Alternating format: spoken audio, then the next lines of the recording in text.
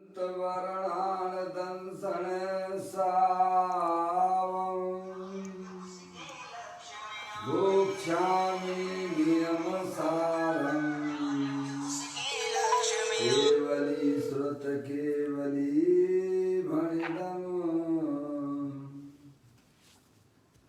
नम करो अनंत उत्कृष्ट दर्शन ज्ञान में जिन वीर को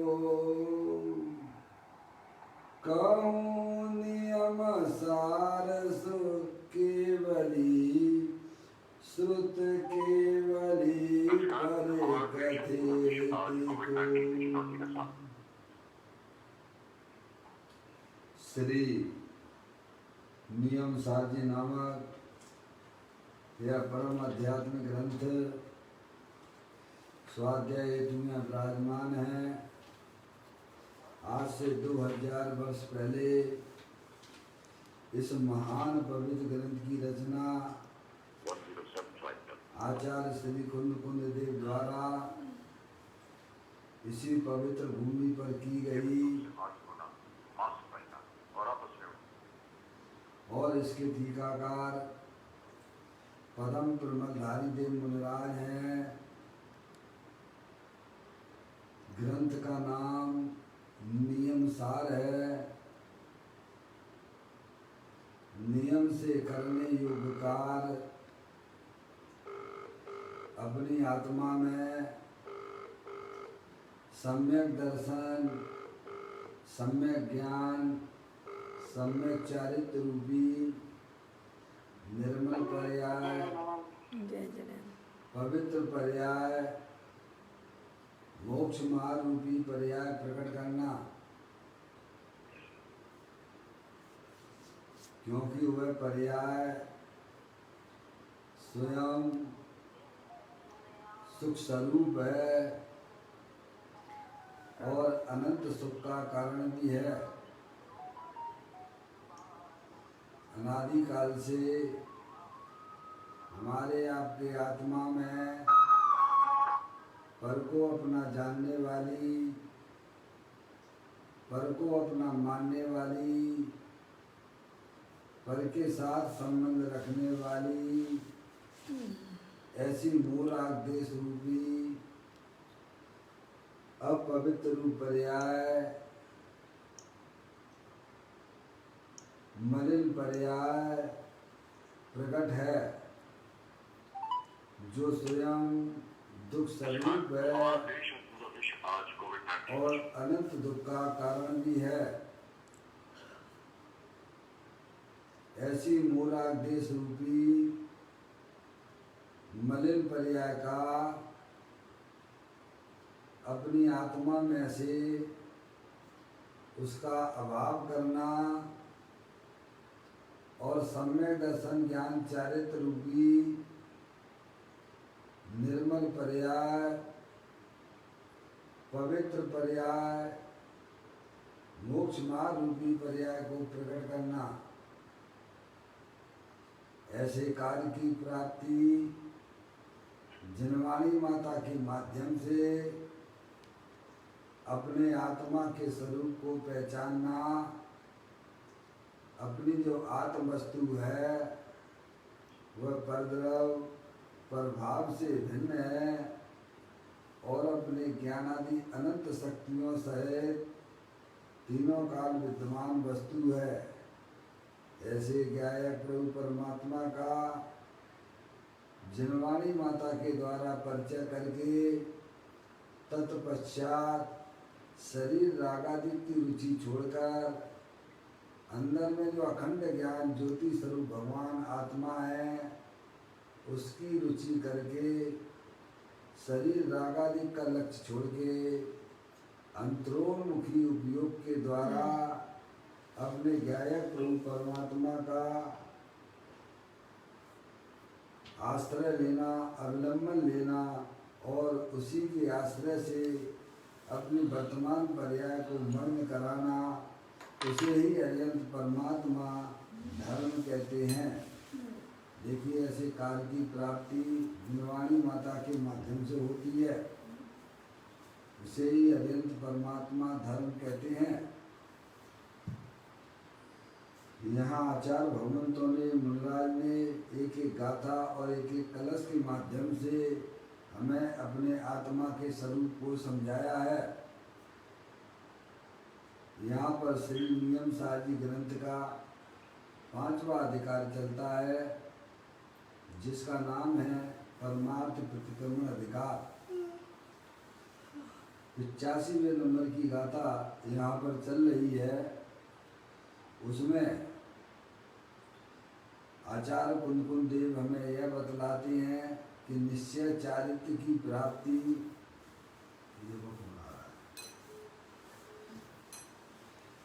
निश्चय प्रतिक्रमण की प्राप्ति किसको होती है, तो कहते हैं निश्चय चारित्र के धारक संतों को ही निश्चय प्रतिक्रमण की प्राप्ति होती है ना। गाथा का पाठ करते हैं, फिर आगे जहाँ पर अपन ने कल पढ़ चुके हैं उसके आगे अपन पढ़ेंगे गाथा का पाठ। जो जीव छोड़ अनाचरण आचार में स्थिरता धरे, प्रतिक्रमणमय है इसीलिए प्रतिक्रमण कहते हैं उसे। जो जीव अनाचार को छोड़कर आचार में स्थिरता करता है, यहाँ ये कहते हैं कि अपने आत्मा में जो पर्याय चरण करती है वह वास्तव में आत्मा का आचार्य है,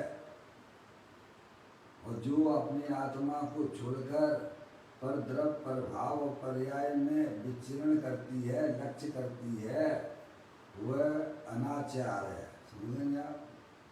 तो कहती है जो जीव अनाचार छोड़कर, यानी परद्रव प्रभाव की रुचि छोड़कर अपने ज्ञायक प्रभु परमात्मा की रुचि करके जो पर्याय अपने ज्ञायक प्रभु परमात्मा में चरण करती है उसे आचार कहते हैं। और अनाचार उसके बाद मैंने परद्रव प्रभावों में जो पर्याय भ्रमण कर रही है उसे अनाचार कहते हैं। सारा कार्य पर्याय में होता है, वह जीव प्रतिक्रमण कहा जाता है। उसे ही वास्तव में उस जीव को निश्चय प्रतिक्रमण होता है, क्योंकि वह प्रतिक्रमणमय है।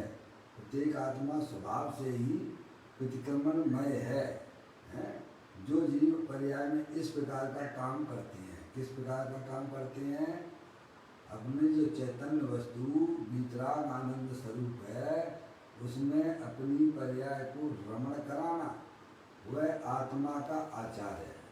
और अपने आत्मा को छोड़कर परद्रव प्रभावों में जो पर्याय लक्ष्य करती है, भ्रमण करती है, वह सब आत्मा का क्या है, अनाचार है। ये आचार्य कुंदकुंद देव ने हमें इस 85वें नंबर की गाथा के माध्यम से यह बात यहाँ समझाई है। अब ये कहते हैं कि किन जीवों को ऐसा निश्चय प्रतिक्रमण की प्राप्ति होती है। अब उसकी विधि बताते हैं। एक विधि होती है, समझ नहीं आप? जैसे आपके जो है खाना बनाने की विधि होती है, हलवा बनाने की विधि होती है। उस विधि से अगर आप बनाओगे तो आपका बढ़िया हलवा बन जाएगा, है? और अगर उस विधि को अगर आपने नहीं अपनाया तो वो जो है हलवा नहीं बनेगा, वो तो जो है नक्शा बन जाएगा। समझेगा नहीं आप? ऐसे ही यहाँ आचार्य भगवान कहते हैं कि किन जीवों को निश्चय प्रतिक्रमण की प्राप्ति होती है, उसकी विधि क्या है। तो ये आप देखिएगा यहाँ पर 24वें नंबर के पृष्ठ पर नियम सार अनुशीलन चल रहा है ना, उसको आप देखें।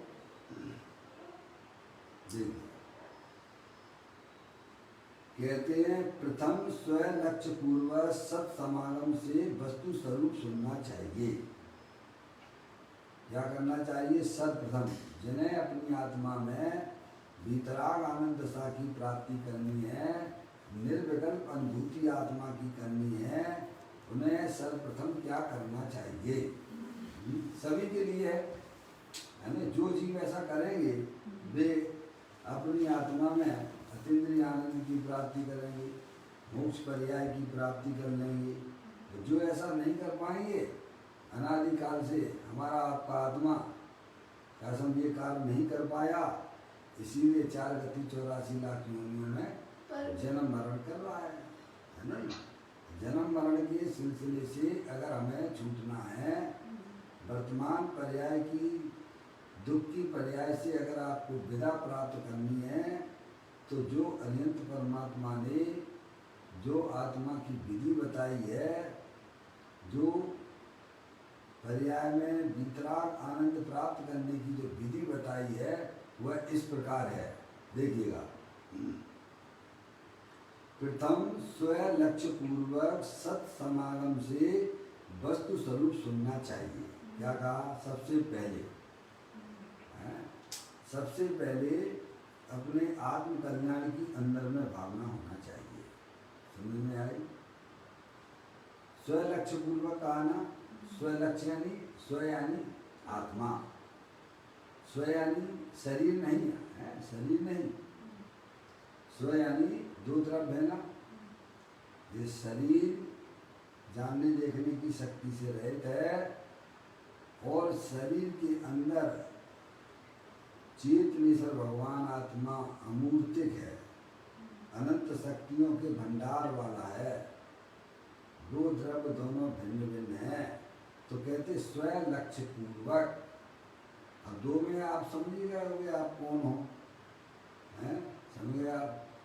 शरीर जो है वह भिन्न वस्तु है, और चेतनेश्वर ज्ञान दर्शन आदि अनंत गुणों का पिंड भगवान आत्मा वह वस्तु अलग है। दोनों वस्तुएं अलग अलग है। तो पहले यह जानो कि मैं चेतनेश्वर भगवान आत्मा हूँ, और मुझे अपनी आत्मा में निराकुलता, अतीन्द्रिय आनंद, मोक्ष मार्ग आदि पर्यायों को प्रकट करना है। ये हमारा एक कर्तव्य है। ये शरीर है, ये मैं नहीं हूँ, ये सब कर्मकृत वस्तु है। तो सबसे पहले उन्होंने कहा कि सर्वप्रथम स्वयं लक्ष्य पूर्वक, यानी अपने आत्मा का एक लक्ष्य कल्याण का बना लो आप। क्या? सबसे पहले क्या करना है कि मुझे इस 4 गति 84 लाख योनियों में अब ये जन्म मरण नहीं करना है। मुझे अपने आत्मा का पर्याय में कल्याण करना है। समझ गए आप? ऐसी अंदर में मन में भावना हो। शरीर, भोग और संसार से उदासीपना हो। ये जब ही होगा जब आप अपने आप को आत्मा जानेंगे। हैं? समझ गए ना? मैं अनादि अनंत एक रूप रहने वाला भगवान आत्मा हूँ। तब आपको यह शरीर भोगों से उदासीनता आएगी। तब आपको अपनी पर्याय में भाई साहब कल्याण करने की जब तक भावना में उत्पन्न नहीं होती है, तो वह आत्मा तीव्र कसाई वाला है। समझ गए आप? जिसके मन में, जिसकी वर्तमान ज्ञान की पर्याय में शरीर, संसार, शरीर, भोगों से उदासीनता सर्वप्रथम यह कसाई की मंदता का लक्षण है। जब तक हमारी आत्मा में पंच इंद्रिय के विषयों में सुख मुझे मिलता है, ऐसी अंदर में मन में अगर कहीं भी है भाई साहब आपका रस पड़ा हुआ है, तो तीव्र कसाई वाले हो आप। समझ नहीं आप? तो कहते हैं सर्वप्रथम स्वलक्ष्य पूर्वक, मैं चेतनेश्वर भगवान आत्मा हूँ, अमूर्तिक प्रदेशों का पुंज, प्रसिद्ध ज्ञानादि गुणों का धारी, अनादि निधन वस्तु में हूँ। दोनों में से आप अपने आप को छांट लीजिएगा। समझ गए आप? शरीर और चैतन्य वस्तु। तो कहते स्वलक्ष्य पूर्वक, यानी सबसे पहले लाइन डाला उन्होंने, स्वयं लक्ष्य पूर्वक। देखिए हमारे आत्मा में यह विधि क्या बताया जा रहा है कि निश्चय प्रतिक्रमण यानी परमार्थ प्रतिक्रमण किन जीवों को प्राप्त होता है, उसकी बात यहाँ चल रही है इस गाथा में। तो उसकी एक विधि बताई गई है, वो अपन पढ़ रहे हैं यहाँ पर है। स्वयं लक्ष्य पूर्वक सत समागम से वस्तु स्वरूप सुनना चाहिए। समझेंगे नहीं आप? क्या करना सर्वप्रथम अजय भैया? मैं शरीर नहीं हूँ, मैं चेतनेश्वर वस्तु हूँ। विकल्पात्मक में तो समझो है नहीं। और मुझे अब अपनी आत्मा का अनुभव करना है, अपनी आत्मा का आनंद लूटना है। तो कहते हैं सबसे पहले आत्म कल्याण की भावना पूर्वक सत समागम करना चाहिए। क्या कहा उन्होंने? पापा पापा इसमें है पापा के? इसमें कौन है? वो है पारसमणि दीदी है, पप्पू भाई साहब। चलिए ध्यान दीजिए, थोड़ा आपके यहाँ से आवाज़ें आ रही हैं घर में से, इसीलिए थोड़ा विकल्प हुआ। हाँ हाँ क्या भैया बताएं?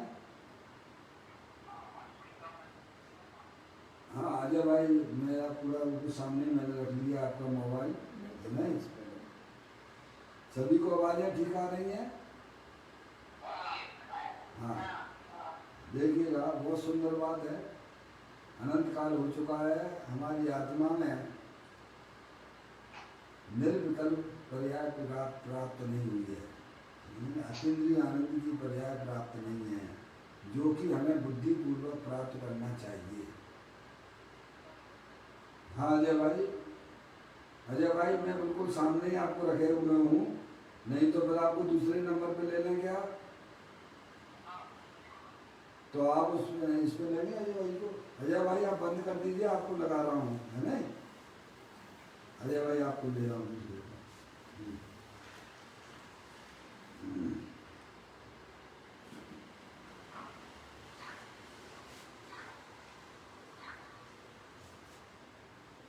जिन्हें अपनी आत्मा में, आत्मा के पर्याय में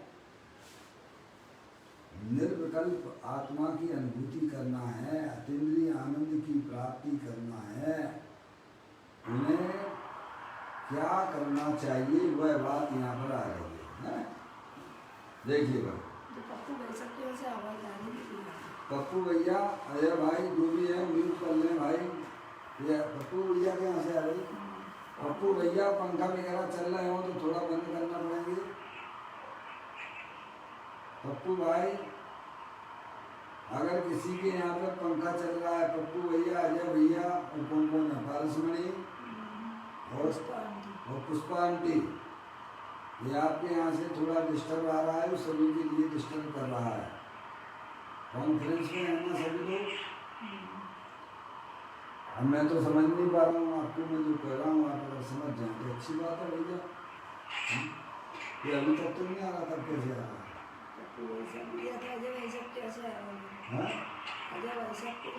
अजय भाई अच्छा पप्पू भैया मुझे आवाज़ तो मेरी सुन के आवाज़ तो दो, मैं तो समझूंगा आप सो रहे हैं। पप्पू भैया का फोन थोड़ा काट दीजिए, मालूम पड़ जाए कौन है। लो फटाफट करो, फटाफट करिए। पप्पू भैया फोन काट दो, अभी मालूम पड़ जाए किसका। चलिए एक डिस्टर्ब होता है तो सब डिस्टर्ब होते हैं, है ना? देखिएगा आप, सुनिए आप, बहुत सुंदर बात है यहाँ ये आ रही है कि हमें अपनी आत्मा में निर्विकल्प अनुभूति कैसे प्राप्त हो, उसकी बात चल रही है। क्योंकि उसकी प्राप्ति के बिना हमारी जन्म मरण का सिलसिला टूट नहीं सकता है। समझ नहीं आप? मोक्ष की पर्याय तो बहुत दूर की बात है मिलना, पहले होता है सम्यक दर्शन, आत्मानुभूति होती है। तो कैसे होती है उसकी विधि यहाँ चल रही है। कहते हैं स्वलक्ष्य पूर्वक, स्वलक्ष्य पूर्वक सत्समागम से वस्तु स्वरूप सुनना चाहिए। क्या कहा उन्होंने? आत्म कल्याण की भावना पूर्वक सत्समागम से के द्वारा, सत्समागम यानी जो आत्मा की बातें करते हो, आत्मा की द्रव्य की बात करते हो, आत्मा में रहने वाले अनंत गुणों की चर्चा करते हो, जो पर्याय, समझ गए ना आप, पर्याय की बातें करते हो, द्रव्य गुण पर्याय स्वरूप जो वस्तु है, ऐसी जिसके पास में चर्चा मिलती हो, ऐसे समागम हमें करना चाहिए। क्या? वस्तु स्वरूप को प्रतिपादन करने वाली चर्चा करते हो। क्या क्या कहा मम्मी? सबसे पहले क्या कहा? सत्समागम करिए आप। सत्समागम उसे कहते हैं जिसमें वस्तु स्वरूप आत्मा की बातें होती हों। ये सत्समागम नहीं है कि घर छोड़ के किसी को भी धार्मिक गतिविधि देख ली आपने चरणानियुक्त के अनुसार और उसके पीछे लग गए, ये सत्समागम नहीं कहलाता है। समझ गए नहीं आप? कि वो ये बाबा हो गए हैं, भगवान की पूजा कर रहे हैं, भक्ति कर रहे हैं, समझ गए नहीं आप? ये सत्समागम नहीं है। उस सत्समागम के अंदर वस्तु स्वरूप का व्याख्यान होता हो, द्रव्य गुण पर्याय की जिसमें चर्चा होती हो, ऐसे समागम में हमें जुड़ना चाहिए। समझ गए नहीं आप? मुख्यता से वस्तु स्वरूप का प्रतिपादन उनकी शैली के द्वारा होता हो, क्योंकि अपन को अपनी आत्मा समझना, अपनी वस्तु समझना है। आपको कपड़ा लेना होता तो किस दुकान पे जाते हो? ईमानदारी से बताइए आप। कपड़े वाली दुकान। इतनी सी बात है, कपड़े की पापा दुकान पे जाते हो। ऐसे ही आपको अपनी आत्मा का कल्याण करना हो तो किस दुकान पे जाओगे आप? जो अपने आत्मा के बारे में समझाता हो, आत्म वस्तु को बताता हो, क्योंकि आत्मा को जाने बिना हमारी आत्मा का कभी भी कल्याण होने वाला नहीं है। क्या? इसीलिए यहाँ सबसे पहले हमें समझाते, कल्याण किसका करना है आपको? अपना यानी अपना आत्मा पापा। अपना मतलब क्या? आत्मा। तो आत्मा की बातें जहाँ होती हो वहाँ आप नहीं बैठोगे, कहानी किस्से में अपना समय बर्बाद करोगे तो क्या होगा भाई साहब? आपको क्या मिलने वाला है ये बताओ? आप आधा घंटा 1 घंटा अपने व्यस्त जीवन में से कैसे निकाल के मंदिर में जाते हो, प्रवचन में बैठते हो, समझ रहे आप? 24 घंटे के अस्त व्यस्त जीवन में से ये तो हमारे आपके सामने प्रत्यक्ष में दिख रहा है ना, और अपना समय भगवान की पूजा में लगा दिया। चलो कोई बात नहीं, करो भगवान की पूजा करो, कोई दिक्कत नहीं है, लेकिन वस्तु स्वरूप को अवश्य हमको सुनना चाहिए, समझना चाहिए। उसका कोई निषेध नहीं है। आप पूजा करो भगवान की, दान दो, कोई उसकी मना नहीं है। भगवान की प्रतिमा विराजमान करो, उसका कोई निषेध नहीं है। या धर्मात्मा जीव होते हैं, उनकी पर्याय में सारे कार्य देखे जाते हैं। लेकिन सबसे पहले हमें अपनी आत्मा के स्वरूप को पहचानना चाहिए।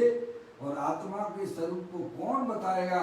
कि जो आत्मा की बातें मुख्य रूप से करता हो, उसकी द्रव्य की, उसके गुण की, उसकी पर्याय की, जे स्वरूप समझे बिना पावे दुख अनंत, समझाऊं के पद नमो श्री सद्गुरु भगवंत।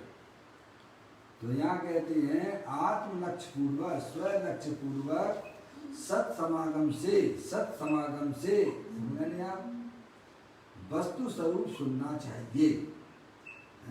कि अपनी जो आत्म वस्तु है वह कैसी है, समझ रहे हैं आप? किस प्रकार की है, ऐसा जानिए आप। तो कह रहे सत समागम से वस्तु स्वरूप सुनना चाहिए। एक बात यह है, फिर आगे इन्होंने, क्योंकि सुने बिना लक्ष्य स्व तरफ नहीं जाता है। क्या? जब तक आप आत्मा का परिचय नहीं करेंगे तब तक आपकी पर्याय कभी भी आपके आत्मा की तरफ नहीं जाएगी। मम्मी, क्यों सुनना चाहिए? क्योंकि मुझे अपनी आत्मा का कल्याण करना है। मनुष्य पर्याय मिली है, हमें इसे व्यर्थ में नहीं खोना है। समझ में आया? उसकी कीमत आए और फिर जो है सत समागम करे। सत समागम में अपनी आत्मा की मुक्तता से बातें आती हों, और जब ये सुनेगा नहीं तो फिर ये बताओ उसकी पर्याय अपने ज्ञाय प्रभु परमात्मा की तरफ कैसे आएगी? क्योंकि पर्याय बिना कोई द्रव नहीं होता है, द्रव बिना पर्याय की नहीं होता है। और जब आप सुनोगे ही नहीं तो आपकी पर्याय जो है, अभी तो अनादिकाल से बैरमुख हो रही है। शरीर को अपना जान के, शरीर को अपना मान के, बाहरी पर पदार्थों को अपना जानकर मानकर पागल हो रही है। वो क्या हो रही है? तो बारंबार बारंबार बारंबार सत समागम जिसमें अपनी आत्मा की बातें आती हों, ऐसे व्यक्ति के साथ में समागम करिए सबसे पहले। क्यों? क्योंकि सुने बिना स्व लक्ष्य स्व तरफ नहीं होता है। सुने बिना लक्ष्य स्व तरफ नहीं होता है। स्व तरफ यानी अपनी आत्मा की तरफ वह पर्याय ढलेगी नहीं आपकी। समझ गया? क्योंकि सारा खेल मौसी पर्याय में होता है। इसमें होता है पर्याय में भाई साहब दुखी होते हो और पर्याय में आपको सुखी होना है। कहाँ दुखी हो रहे हो तो पर का लक्ष्य करके हो रहे हो, सुखी होगे तो अपने आत्मा का लक्ष्य करके सुखी होगे, और तो कोई विधि है नहीं है। दुखी होने का कारण पर्याय का लक्ष्य परद्रव्य है, सुखी होने का कारण स्व का लक्ष्य है। तो कहते हैं इसीलिए सबसे पहले सत समागम के द्वारा वस्तु स्वरूप को समझना चाहिए कि प्रत्येक वस्तु जो है पर द्रव्य पर भाव से भिन्न है और अपने ज्ञानादि अनंत शक्तियों सहित तीनों भगवान आत्मा जुदा तत्व है। ऐसा वस्तु स्वरूप को जब आप सुनोगे तब हमारी पर्याय में हलचल पैदा हो जाएगी। क्या हो जाएगी? सही बात है। यार परमात्मा क्या हमको समझा रहे हैं? मैं चैतन्य वस्तु हूँ तो कैसी हूँ कि पर द्रव्य पर भाव से भिन्न हूँ और अपने ज्ञान आदि अनंत शक्तियों सहित तीनों काल विद्यमान वस्तु हूँ। ऐसी सिद्ध की सामर्थ्य वाली वस्तु मैं हूँ। ऐसा जब फिर ज्ञान, तो उस ज्ञान की पर्याय में हलचल चालू हो जाएगी आपकी। समझ में आया भाई साहब? तब वह पर्याय फिर जो अज्ञान अवस्था में शरीर रागादिक का जो लक्ष्य कर रही थी वो वहां से व्यावृत हो जाती है। क्या हो जाती है? लौटने लगती है। आप गलत रास्ते पे जा रहे हो और कोई व्यक्ति आपको समझाए कि भाई साहब इधर से आप जा रहे हो तो उधर तो आप पहुंच नहीं पाओगे, किसी है समझेंगे आप। जब आप उसकी बात सुनोगे तभी तो समझ में आएगी गलत रास्ते पे चले गए हो। अनादि काल से हमारी आत्मा की पर्याय गलत रास्ते पर रही है। समझ गए नहीं आप? और उसकी बात आपने नहीं सुनी और चलते ही जा रहे, चलते चले जाओ तो भटक जाओगे। भटक ही रहे हो ना अनादि काल से। समझ में आया? ऐसे ही हमारी पर्याय अनादि काल से भटक तो रही है। आपने उसकी बात को सुना, विश्वास किया, चिंतन किया, विश्वास किया, यार ये बिल्कुल ठीक कह रहा है, इसको हमसे क्या लेना देना है? ये हमारे भले की बात ही कह रहा होगा कि ये रास्ता उधर नहीं जाता है। गांव में आप भटक गए जंगल में जाके, समझ गए ना? वो कह रहा कि भाई साहब इधर मत जाइए, तो जंगल ही जंगल है, या कोई आप तो बहुत गलत रास्ते पे जा रहे हो आप, है? उसने तर्क से, युक्ति से, न्याय से भी समझाने की कोशिश की, आपकी समझ में आ गई। आपकी समझ में आ गई तो आप वापस हो गए। हैं। तो भले ही आप धीमे धीमे चल रहे हैं लेकिन आप सही रास्ते पे चल रहे हैं, आप अपने गंतव्य पे पहुंच ही जाओगे। समझना, ऐसे ही हम अनादिकाल से भटके हुए अज्ञानी जीव हैं। यहाँ हमें पंच परमेष्ठी हमें अपनी आत्मा के स्वरूप को समझाते हैं। पप्पू भाई साहब सो गए हैं, आगे समझ में तुम्हारे इतनी समझ में आना चाहिए। अगर वो जागते होते तो दोबारा फोन कर लेते। ठीक है, अब ध्यान से बैठो, सुनो। दूसरे के कल्याण में अपना कल्याण हो जाता है। ऐसा चैन दर्शन है ये। कभी भी स्व लक्ष्य पूर्वक का भजन दिया नहीं पर्याय। तो कहते हैं कि सर्वप्रथम स्व लक्ष्य पूर्वक सत समागम से वस्तु स्वरूप सुनना चाहिए। क्यों?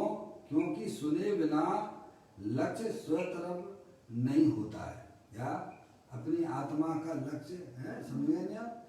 वस्तु स्वरूप को अगर आप यथार्थ ज्ञान नहीं करोगे तो आपकी पर्याय का झुकाव अपने ज्ञायक प्रभु परमात्मा की तरफ नहीं होगा। ये तो आप देख ही रहे हो ना, इस मनुष्य पर्याय में आपने जो भी समय निकाले हैं, आत्मा की जब तक आपको खबर नहीं थी, बताओ, तो पर्याय में क्या चल रहा था। इसीलिए तो लोग कहते हैं, घर के और लोग कहते हैं, भाई साहब कितना तुम धर्म करते हो, कितना मंदिर में समय निकालते हो, तो भी तुम्हारी कसाई तो बिल्कुल कम होती ही नहीं है। क्या कहते हैं? जब आप अपने आत्मा की बातें सुनोगे तो आपकी पर्याय में अवश्य बदलाव हो जाएगा। क्या हो जाएगा? अवश्य बदलाव होगा, गारंटी के साथ में बदलाव होगा। ये भी मैं कहता हूं। और अपनी आत्मा की बातें नहीं सुनोगे तो भाई साहब आप बैरमुखी होकर आपकी पर्याय में निरंतर दुख दुख दुख दुख दुख दुख। भले दुनिया तुमको धर्मात्मा कहती हो, लेकिन आपकी पर्याय में शांति बिल्कुल नहीं मिलने वाली है, क्योंकि बैर मुक्ता हुए दुख का कारण ही हुआ करती है। अंतर मुक्ता हुए बिना कसाय का कण भी आप ढीला नहीं कर सकते हो। क्यों सुनना चाहिए? क्योंकि सुने बिना लक्ष्य स्व तरफ नहीं होता है, अपने ज्ञायक प्रभु परमात्मा की तरफ उसका वो पर्याय का झुकाव नहीं हो पाएगा। पर्याय में अगर कुछ बदलाव करना है तो सर्वप्रथम वस्तु स्वरूप को सुनना चाहिए। समझेगा? सत समागम करना चाहिए। ये एक बार नहीं, बारंबार करने से प्राप्त होता है। एक दो दफे सुनने से कुछ नहीं होने वाला है। छोटी मोटी अगर बौछारें हो जाए तो क्या उससे कोई फसल नहीं उगती है? बारिश के मौसम में थोड़ी बहुत जो है कैसे में सीजन में थोड़ी बहुत अगर जो पानी अगर टपक जाए आसमान से तो तुम समझते हो कि भाई साहब फसल हो जाएगी? बिल्कुल नहीं होगी। मूसलाधार वर्षा चाहिए। ऐसे ही अपनी पर्याय को एक बार सुनने से नहीं, बारंबार बारंबार बारंबार बारंबार बारंबार अपन तत्व की बातें सुनेंगे, समझेंगे नहीं आप, तो उस पर्याय में अवश्य बदलाव आ जाता है।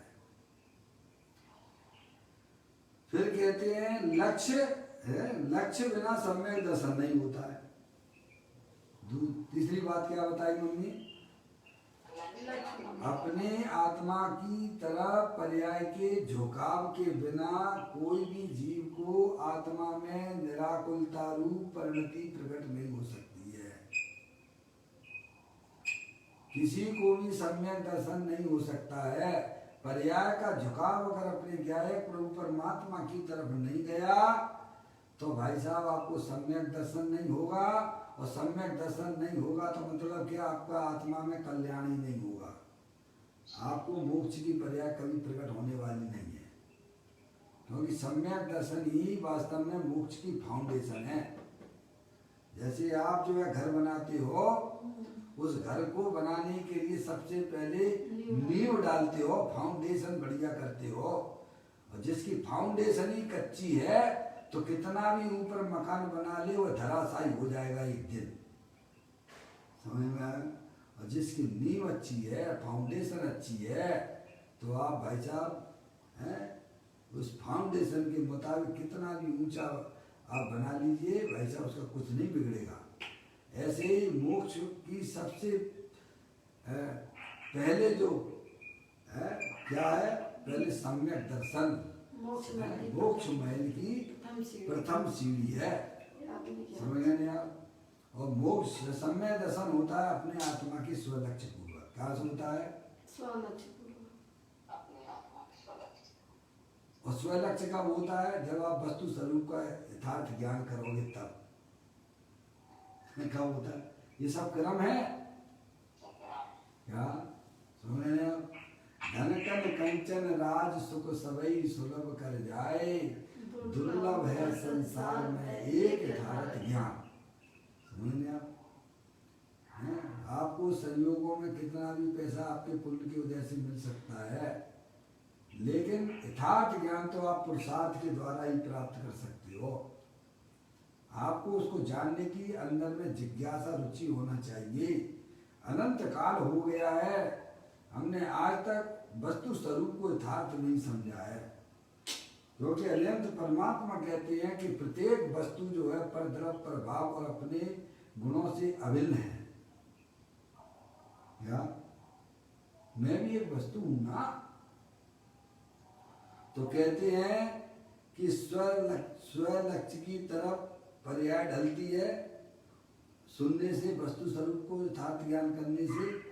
और फिर क्या होता है कि सम्यक दर्शन होता है। लक्ष्य बिना यानी आत्मा की का लक्ष्य किए बिना सम्यक दर्शन की प्राप्ति नहीं हो सकती है। और सम्यक दर्शन बिना चारित्र नहीं होगा। आगे ने बात, पहले होता है सम्यक दर्शन, सम्यक ज्ञान, और उसके बाद जो है चारित्र होता है। चारित्र है ना? चारित्र यानी बाहर की क्रियाकांड नहीं। चारित्र यानी 28 मूल गुण पालने का स्वभाव है, चारित्र नहीं है। आप रूप में लीन रहे थे सम्यक चारित्र सोई, उस चारित्र की बात की जा रही है। समझ में आया पापा? चारित्र यानी क्या? पर्याय का स्थिरपना। पर्याय में अतीन्द्रिय आनंद की प्राप्ति। अतीन्द्रिय आनंद की प्राप्ति कब होगी? जब पर्याय अपनी गायक प्रभु परमात्मा की तरफ जाती है, तब उस पर्याय में अतीन्द्रिय आनंद की प्राप्ति होती है, और तभी वह पर्याय का समय अपने आत्मा में स्थिर होने लग जाती है। क्या अपना गायक प्रभु परमात्मा तीनों काल स्थिर है ना, अनंत शक्तियों के भंडार वाला है ना? समझ गया? अभी हमारी पर्याय निरंतर कहाँ कहाँ विचरण किया करती है, कहाँ कहाँ विचरण करती है, किन किन का लक्ष्य करती है, किन किन के बारे में सोचती रहती है, उससे हमें पर्याय में क्या मिल रहा है? सुख मिल रहा है कि दुख मिल रहा है? निरंतर हमारी पर्याय परद्रव्य प्रभावों के बारे में ही सोचा करती है। उसका फल तो भाई साहब पर्याय में दुख है। जब वह पर्याय समझदार हो जाती है, तब वह पर्याय अपने आत्मा के पास में जाती है तो उसे सुखी हो जाती है। हर जीव को सुख अपने घर में मिलता है कि नहीं मिलता है? लौकिक में भी आप कितनी भी यात्रा करके आ जाइए, कितनी भी यात्रा करके आइए आप, लेकिन सुख कहाँ मिलता है आपको?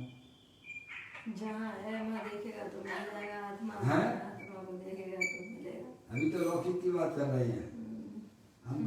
भले ही मन में चाहे कितने विकल्प भाई साहब संवेशिका जी चले, गिरनार जी चले, आप अपनी कसाई के अनुसार जो भी करना है कर लीजिएगा, लेकिन वहाँ जाके आप हैं, मुझे लगता है कि यहाँ से ज़्यादा विकल्प हो जाते होंगे। और क्या होते हैं? क्या घर में तो शांति से बैठे हैं मम्मी, क्या खाए पिए और अपने आराम से लेट गए हैं। घर में एसी लगाया, कूलर चलाए, चला लेते हो वहाँ पे। क्यों? क्योंकि इंद्रिय के गुलाम तो हम हैं ही ना। और इंद्रियों की जब पूर्तियाँ नहीं होती हैं तो आत्मा की पर्याय में क्या होता है? बोलिए आप। हैं सारे पंचेंद्रिय के विषय आपके घर में पड़े हुए हैं, यहाँ तो आपको ज़्यादा दिमाग लगाना नहीं पड़ता है, फटाफट का। इसीलिए तुम्हें लगता है हमारे घर में सुख है, वहाँ पे हमें सब प्रतिकूलताएं मिलती है बाहर जाके।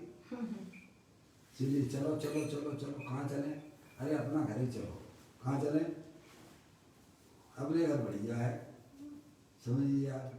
क्योंकि यहाँ पे तो पंखा है नहीं है, हैं? हमें आधीन हो गए हैं, पंखा के कूलर के आधीन हो गए हैं। वो तो मिलने वाला है नहीं पापा, आपको मिलेगा क्या? ढूंढते फिरोगे, पैसा खर्च करोगे और पैसा जेब में कम हो तो भाई साहब बहुत ज़्यादा दिक्कत है, समझे आप। तो वो हर जीव को जो सुख मिलता है लौकिक दृष्टि से भी अगर अपन विचार करते हैं तो वह अपने घर में सुखी ज़्यादा समझता है वनस्पति बाहर की अपेक्षा से। ऐसे ही प्रत्येक जीव को सुखी अगर होना है तो अपना चेतनेश्वर भगवान आत्मा अपना घर है, रहने का स्थान है। क्या जब पर्याय अपने गायक प्रभु परमात्मा के घर में आ जाती है भाई साहब, तब वह पर्याय के आनंद की बात क्या कहना। ये काम हमने अनंत काल हो गए नहीं किया है। आप ये समझिएगा कि पर्याय कभी भी अनंत काल बीत चुका है कि अपने चैतन्य स्वरूपी घर में नहीं आई है, उसने झांका तक नहीं है। और कैसे झांकेगी, कैसे अपने घर में आएगी? अगर वस्तु स्वरूप का अगर ज्ञान हमारे पास में है, आत्मा की जानकारी हमारे पास में है, तो भाई साहब वह पर्याय वहां से व्यावृत होती हुई पलटती हुई अपने गायक प्रभु परमात्मा की तरफ आ जाती है। तब वह जीव को सम्यक दर्शन की प्राप्ति होती है।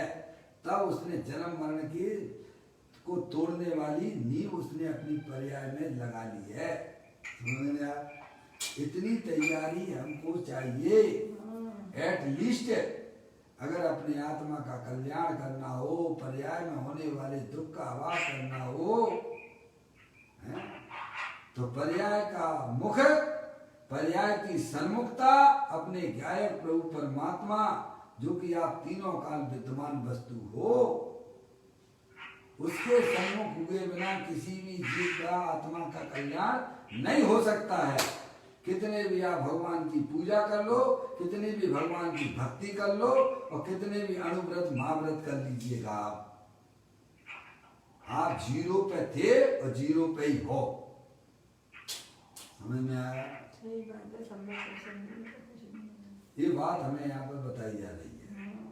जिन्हें अपनी आत्मा में निराकुलता रूप अतीन्द्रिय आनंद की प्राप्ति करना हो, उन्हें सर्वप्रथम क्या करना चाहिए? अपने कल्याण पूर्वक स्वलक्ष्य पूर्वक वस्तु स्वरूप को समझाने वाले ऐसे ज्ञानी जीवों का सत्समागम करें जिसमें मुख्यता से अपने आत्मा की बातें आती हों, क्योंकि वह सुनेगा, अरिहंत परमात्मा की बात सुनेगा, तब उसकी पर्याय में हलचल हो जाएगी। ओ हो, समझ में आया भाई साहब? आप किसी भी परद्रव के प्रति आकर्षित कैसे हो जाते हो, उसमें अपना उपयोग लगाते हो ना, है? ऐसे ही यहाँ अपना उपयोग अगर वस्तु स्वरूप को जानने में आप लगाओगे तो पर्याय में अवश्य नियम से बदलाव हो जाता है। प्रथम तो यही उपाय है। और बिना लक्ष्य स्व तरफ नहीं होता है, बिना सुने का ऐसा लक्ष्य स्व की तरफ नहीं होता है। और लक्ष्य बिना आपकी आत्मा में सम्यक दर्शन नहीं होगा। लक्ष्य बिना सम्यक दर्शन नहीं होता है, और सम्यक दर्शन बिना चारित्र नहीं होता है। चारित्र यानी प्रचुर सुसंवेदन अतीन्द्रिय आनंद, समझ गए आप? पर्याय की स्थिरता, आप रूप में लीन रहे थे सम्यक चारित्र, यही आत्मा का चारित्र है। इस शरीर की क्रिया वह तो जड़ की क्रिया है। अंदर में शुभ परिणाम होना, कसाय की मंदता होना, शुभ परिणाम होना, वह तो भाई साहब वह तो स्वभाव है, वो आत्मा का चारित्र नहीं है।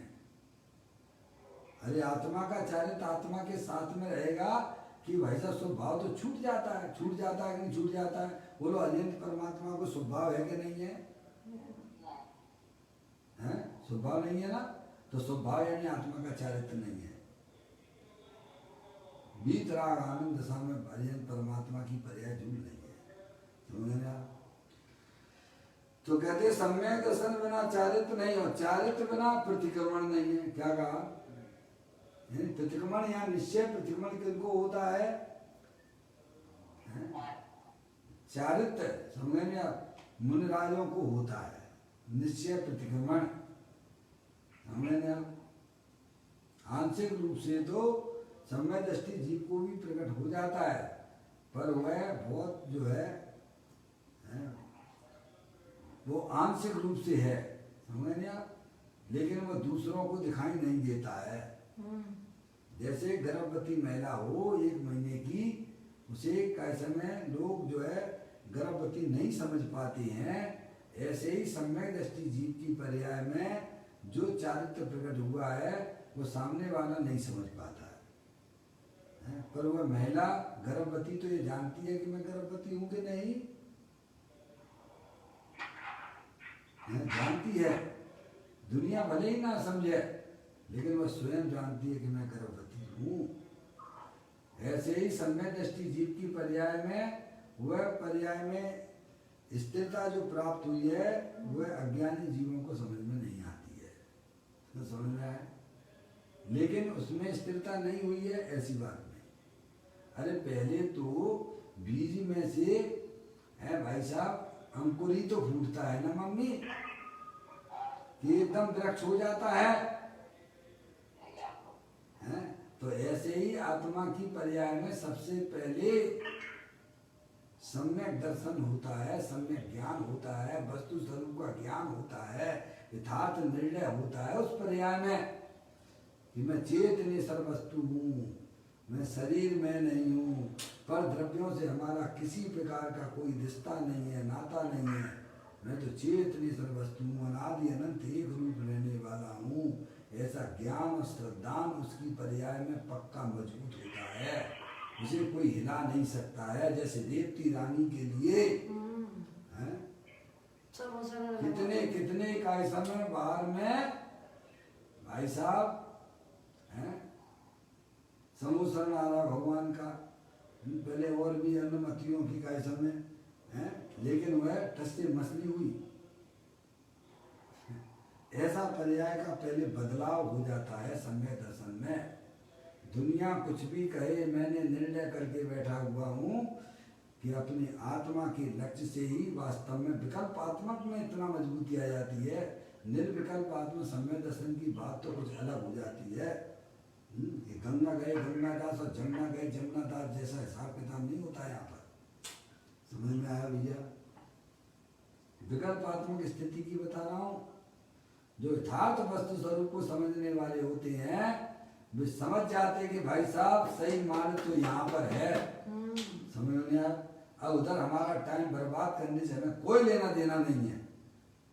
इतना पर्याय में विकल्पात्मक स्थिति में भी मजबूती आ जाती है। सम्यक दर्शन होने के बाद तो भाई साहब उसकी बात ही कुछ अलग है।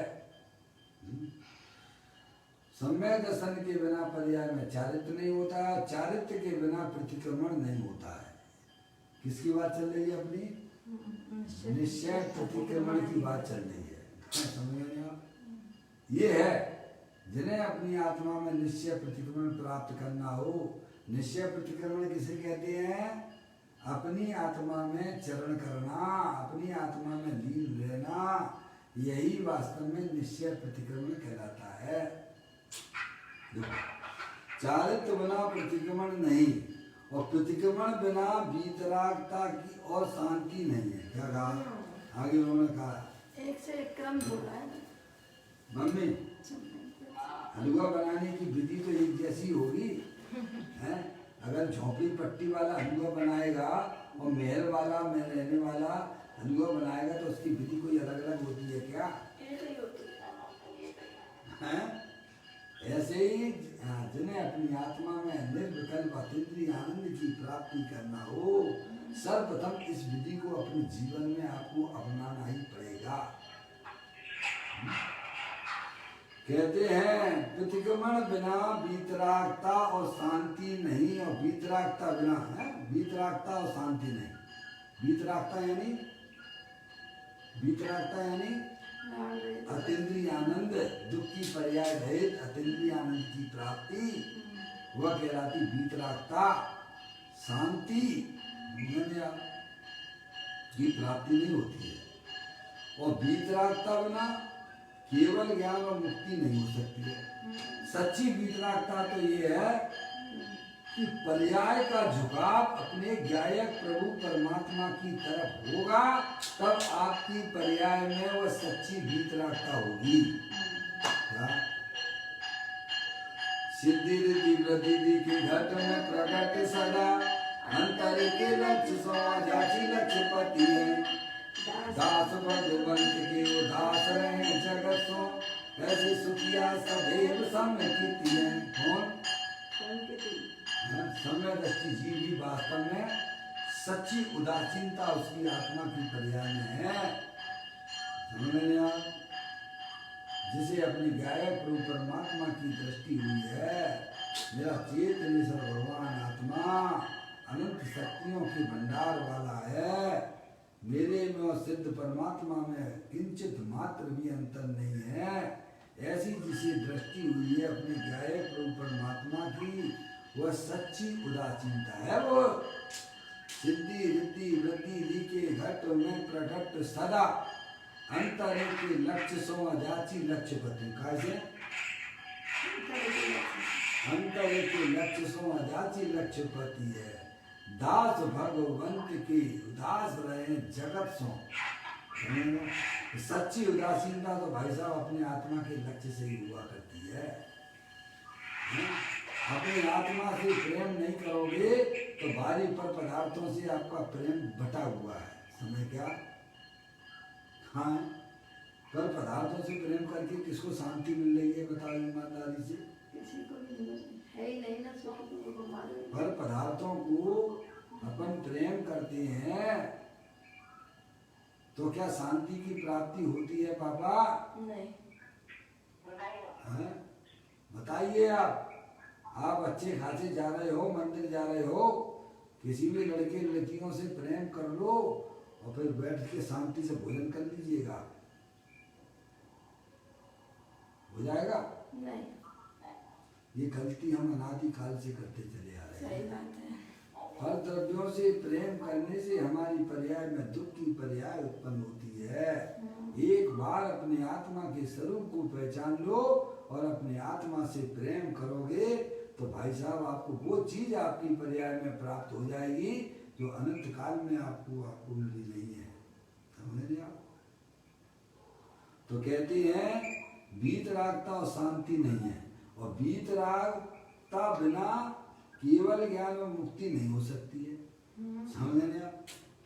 वीतरागता आती है अपने वीतरागी स्वरूप भगवान आत्मा, जो सुख शांति का भंडार है तीनों काल है, जिसे आप जो है आचार्य अमृतचंद देव 32वें नंबर कलश में समय साहब जी में कहते हैं, सुख शांत रस से लबालब है ज्ञान सागर आत्मा, वे ब्रह्म की चादर हटा सर्वांग पर घट आत्मा।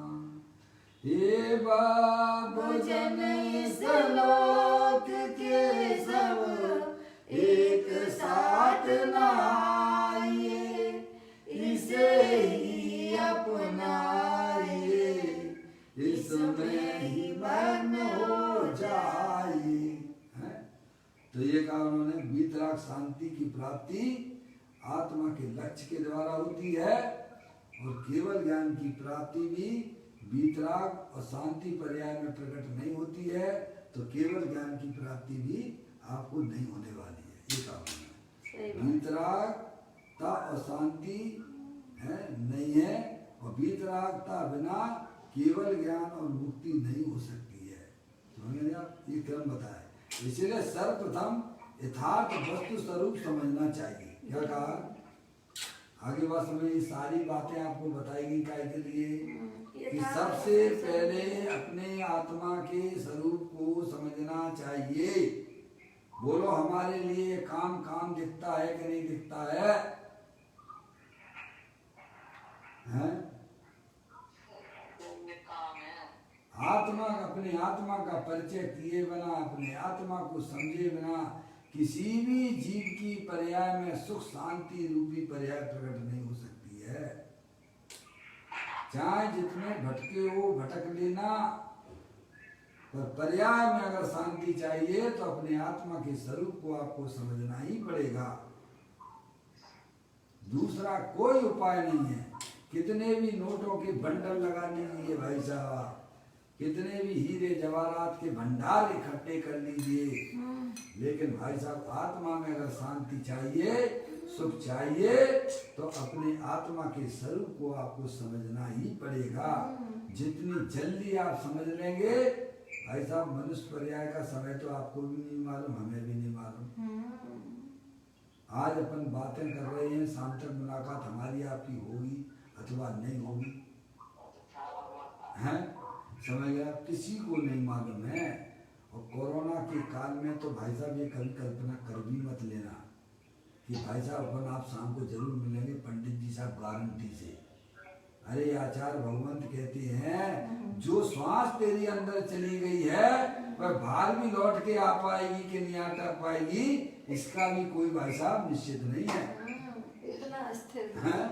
इतना हमारा मनुष्य पर्याय का जीवन ये कैसा है, अस्थिर है। देखो हमारे यहाँ इंदौर के मुमुक्षु मंडल में एक मुमुक्षु भाई है, शाम को अच्छा खासा बढ़िया था, है? मात्र एक सीढ़ी चढ़ के छत पे गया था और लौट के नहीं आ पाया और वहीं के वहीं ढेर हो गया।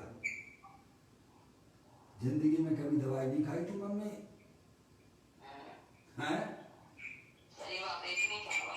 कितना हमारे मनुष्य पर्याय की क्षण भंगुरता है। हम क्या क्या कल्पनाएं करके चलते हैं, ज्यादा विश्वास नहीं करना भैया। अब तो अपने आत्मा को समझना भाई साहब। अगर आत्मा को आपने नहीं समझा, लेकिन आप आत्मा तो रहोगे ही रहोगे ना। ऐसा नहीं है कि हम नहीं समझ रहे हैं आत्मा को तो भाई साहब कुछ हमें कई समय कुछ और हो जाओगे, बिल्कुल भी नहीं होगे। आप आत्मा थे, आत्मा हो और आत्मा ही रहने वाले हो। अरे इस पर्याय से अगर निकलना है तो सबसे पहले वस्तु स्वरूप को समझिएगा कि मेरी चैतन्य वस्तु कैसी है। पर द्रव पर भाव और पर्याय से भी पार अखंड ज्ञान ज्योति स्वरूप है। समझिए, ऐसा इसका परिचय कर लेना। तो कहती है सर्वप्रथम यथार्थ वस्तु स्वरूप समझना चाहिए। ये जिन्हें अपनी आत्मा में वीतरागता और शांति की प्राप्ति करनी है, उन्हें सर्वप्रथम वस्तु स्वरूप को समझना ही चाहिए। ये बात उन्होंने यहाँ बताई। फिर कहते हैं आत्मा शुद्ध चैतन्य स्वभावी है। कैसा है? अब देखो, पहले तो उन्होंने क्रम बता दिया कि अपनी आत्मा में वीतराग शांति मोक्ष की पर्याय केवल ज्ञान प्रकट करना है तो आपको वस्तु स्वरूप को समझना पड़ेगा। समझे? पहला तो मम्मी ये बात बताई उन्होंने। अब कहते हैं कि आत्मा शुद्ध चैतन्य स्वभावी है। कैसा है? तीनों काल शुद्ध है, परद्रव्य से भिन्न है और अपने ज्ञानादि अनंत शक्तियों सहित है। इतना शुद्ध है कि उसने राग को भी छुआ तक नहीं है। भले ही संसार अवस्था में शरीर रागादिक परिणाम हो, पर आज तक हमारे भगवान आत्मा ने उस राग को और शरीर को आज तक छुआ नहीं है। ऐसा शुद्ध स्वभावी है और अपने अनंत शक्तियों से भरपूर है। आत्मा शुद्ध चैतन्य स्वभावी है। यह मूल प्रयोजन रूप बात स्वीकार किए बिना जीव मिथ्यात्व से विमुख नहीं होता है। क्या? नहीं तो कुछ ना कुछ मिला लेगा वो उसमें, है? ऐसा अपनी पर्याय में निर्णय करो कि मेरा ये भगवान आत्मा वर्तमान में शुद्ध है। और शुद्ध का मतलब क्या है कि वो राग से भी भिन्न है। शरीर से भिन्न तो सारी दुनिया कहती है। सारे मत वाले आत्मा को भिन्न तो मानते हैं पर राग से भिन्न नहीं कर पाते हैं। क्या? क्योंकि उनके यहाँ चर्चिंग नहीं है इस प्रकार की। समझना है। सारी दुनिया कहती है कि जीव जुदा है और पुद्गल जुदा है, शरीर जुदा है और आत्मा जुदा है, ये तो सब कहते हैं। पर्यंत परमात्मा कहते हैं कि तेरा भगवान आत्मा राग से भी जुदा है। क्या कहा? समझ में आए? ये खास बात है यहाँ पर। वर्तमान में अपना आत्मा शुद्ध स्वभावी है, जिसने आज तक राग का भी स्पर्श नहीं किया है। शुभ राग का भी स्पर्श नहीं किया है। तो कहते हैं आत्मा शुद्ध चैतन्य स्वभावी है, यह मूल प्रयोजन भूत बात स्वीकार किए बिना है। इतना ज्ञान की पर्याय में निर्णय अगर नहीं होता है तो भाई साहब आप अभी धर्म की लाइन पर अभी लगे नहीं हो। आप ज्ञान में इतना निर्णय तो होना ही चाहिए कि वर्तमान में हमारा आत्मा कैसा है, शुद्ध है। मम्मी विकल्पात्मक स्थिति की बात नहीं। देखो आपका कपड़ा है, ये कपड़ा है, कपड़ा कभी अशुद्ध होता है क्या? ये व्हाइट कलर का कपड़ा है बदन के ऊपर है, ये बिल्कुल सफेद वक्त दिख रहा है, तो आप कहोगे भाई साहब बिल्कुल स्वच्छ है। इसके ऊपर से कुछ गंदगी आ गई, डस्ट आ गया, मैल आ गया, तो कपड़ा शुद्ध हो गया क्या? अरे जगत में ऐसी कौन सी वस्तु है जो अशुद्ध हो? सारी वस्तुएं शुद्ध ही हैं, ऐसा उसकी प्रतीति में आ जाता है, ऐसा उसका निर्णय पर्याय में पक्का हो जाता है। जब तक पर्याय में इस प्रकार का निर्णय ना हो कि रागादिक परिणति से भी भिन्न मेरा भगवान आत्मा शुद्ध है वर्तमान में, क्या राग भले ही संसार अवस्था में दिखता हो पर मेरा भगवान आत्मा कभी गंदा होता नहीं है। राग के समय भी भगवान आत्मा कभी गंदा होता नहीं है। इतना निर्णय हमें वर्तमान पर्याय में चाहिए ही चाहिए। तो कहते हैं यह मूल प्रयोजन भूत बात स्वीकार किए बिना, मम्मी इतना दृढ़ निश्चय हुए बिना विकल्पात्मक में कि मेरा भगवान आत्मा राग के बीच में रहने पर भी कभी अशुद्ध होता नहीं है। दुनिया चाहे कितनी भी कहे कि भाई साहब तुम इनके चक्कर में मत फंसना, देखो राग द्वेष के परिणाम हो रहे, अपन अशुद्ध हैं कि नहीं है। अरे मैं अशुद्ध होता ही नहीं हूं ना। कितने भी रागादिक के परिणाम, शुभ अशुभ के परिणाम हमारी आत्मा में चलते हो पर मैं कभी अशुद्ध होता नहीं। इतना विकल्पात्मक स्थिति में ठहरा हुआ वे, तब वह मिथ्यात से तब मिथ्यात से विदा को प्राप्त होने लग जाता है। और इतना अगर निर्णय नहीं है तो उसके पर्याय में होने वाला जो गड़बड़ी कर रखी है, घोटाला कर रखा है, घोटाला किसने किया है? पर्याय ने किया है। अवेद से कहो तो तुमने, हमने, सबने किया है। पर घोटाला कहाँ होता? पर्याय में होता नहीं। क्या वेद से कहो तो पर्याय से होता है और अवेद से कहो तो वो आत्मा ही कर रहा है। कौन कर रहा है? देखो कहते हैं आत्मा शुद्ध चैतन्य स्वभावी है, यह मूल प्रयोजन भूत बात स्वीकार किए बिना जीव मिथ्यात के से विमुख नहीं हो सकता है। विपरीत मानता से पहले आप छूट जाइए। आप विपरीत मानता से अगर छूटना है तो अपने वस्तु स्वरूप को पहचानिए। वस्तु स्वरूप को जानने पर पर्याय में होने वाले जो नाना प्रकार की मिथ्या कल्पनाएं हैं उनसे वह आत्मा छूटने लग जाता है। इस गाथा और टीका में मूल रूप से यही कहा गया है 85 नंबर की गाथा में। ये डॉक्टर साहब की खास बात है, जो भी होता है निचोड़ करके अंतिम में बता देते हैं। देखो आचार्य कुंकुन देव ने ये कहा और टीकाकार ने ये कहा ना, और फिर जो है इसके ऊपर पूज्य गुरुदेव श्री ने इसका व्याख्यान करके ये समझाया। फिर मूल में जो है डॉक्टर साहब जी है अनुशीलन में ये बात लिख देते हैं। क्या इस गाथा की उसकी टीका में मूल रूप से यही कहा गया है। क्या कहा गया है? सारभूत बातें बता दी आपको कि परमोपेक्षा संयम को धारण करने वाले के लिए तो एकमात्र निज शुद्धात्मा की आराधना ही संयम है। क्या समझे आप? निज शुद्धात्मा की आराधना ही संयम है और वही सदाचार है। क्या भाई साहब? सत रास्ते पे चलेगी पर्याय तो सदाचार हो जाएगा उसके जीवन में। समझ आया? सही बात है, सीधा सीधा ठंडा है वही सदाचार है आत्मा का। सदाचार यानी सच्चा आचार। सदाचार का मतलब क्या मम्मी? सच्चा आचार आत्मा का पर्याय। सच्चा आचार आत्मा का क्या है कि पर्याय अपने ज्ञाय प्रभु परमात्मा की तरफ जा रही है, उसका अवलंबन लिए हुए है, यही आत्मा का सदाचार है, बाकी सब अनाचार है। जो पर्याय अपने ज्ञाय प्रभु परमात्मा से विमुख है वह अनाचार है, और जो पर्याय अपने ज्ञाय प्रभु परमात्मा में लीन हो रही है वही आत्मा का सदाचार है।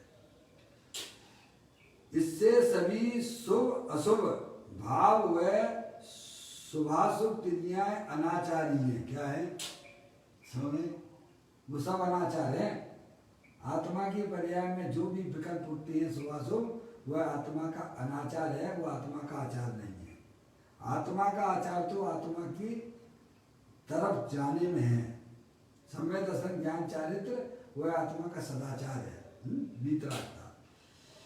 तो कहते हैं सभी ले लिए ना, सभी शुभ अशुभ।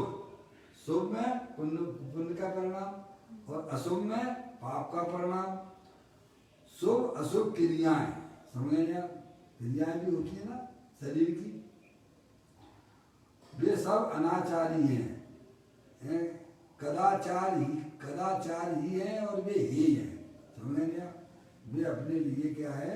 ही हैं, ऐसा समझना चाहिए। इस प्रकार हम देखते हैं कि सहज वैराग भावना से संपन्न, कैसे? सहज वैराग भावना से संपन्न और समरसी भाव से परिणमित, कैसे?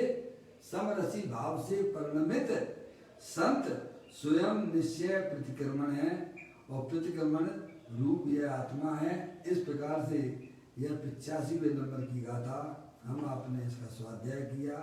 यह गाथा पूरी हुई। अब यहाँ पर इस गाथा के उपरांत 2 छंद पदम प्रबंधधारी देव मुनराज गाथा के उपसंहार के रूप में लिखेंगे। उसकी चर्चा अपन यहाँ कल करेंगे। 113वें नंबर का और 114वें नंबर का कलश यहाँ गाथा के उपरांत पदम प्रबंधधारी देव मुनराज ने लिखा है, उसका स्वाध्याय अपन कल करेंगे। अभी अपना समय यहाँ पर हो गया। निज निधि निज में बताई, ये अनंत अनंत उपकार है, उसके लिए जिन वाणी मांगो वंदना सतवार है, वंदना सतवार है। 9वां नमोकार मंत्र।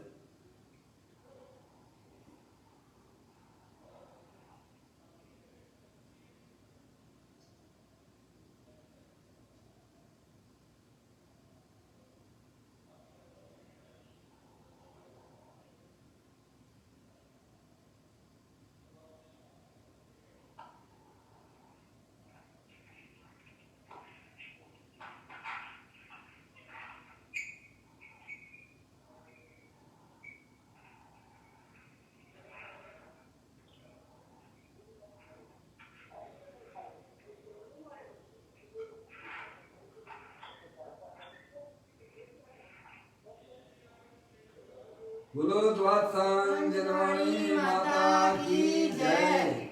महाजैन धर्म की जय। सभी साधर्मी आत्मार्थी बंधुओं